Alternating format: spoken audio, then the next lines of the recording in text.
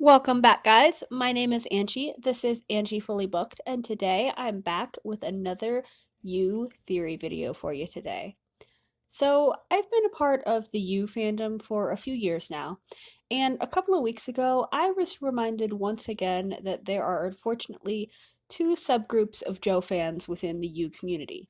Those that say they love him while drinking a large glass of red wine for aesthetics before settling down to binge watch the latest season, all the while speculating this character's downfall, and those, more concerningly, that say they love Joe unironically of how fucked up that statement is, and go to any lengths to absolve this homicidal, raging sociopath of the consequences to his actions.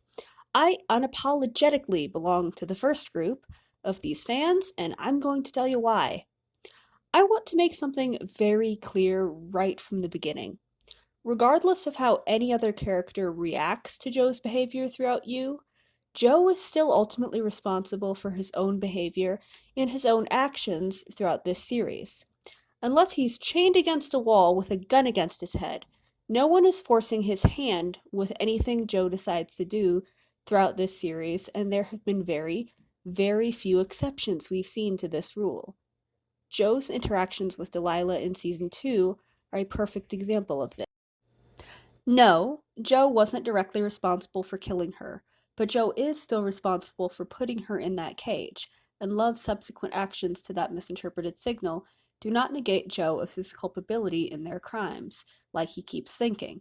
If he actually wanted to stop making excuses, take responsibility for his actions, and own up to his crimes, also like he keeps thinking, he would have in season 2 and the series would have ended by now. Joe would have killed Love, allowed Delilah and Candace to report him to the police, been taken back to New York, and promptly given the electric chair. Except Joe doesn't actually want to own up to any of his actions or take responsibility for his crimes.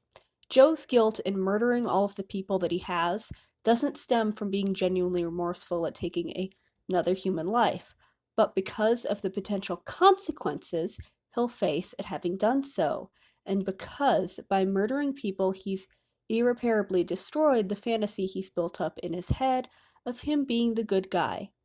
In a Q&A on Goodreads, the author of You, Caroline Kepnes, did in response to a fan's asking why she created the character of Joe, she said, quote, "I wanted to challenge the idea that just because a person is emotionally sensitive doesn't mean they're emotionally sensitive to the needs of other people."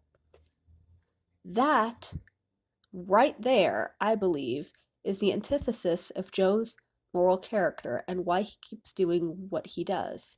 Joe is afraid of being caught because he'll have to face the consequences of his actions, not the crimes themselves.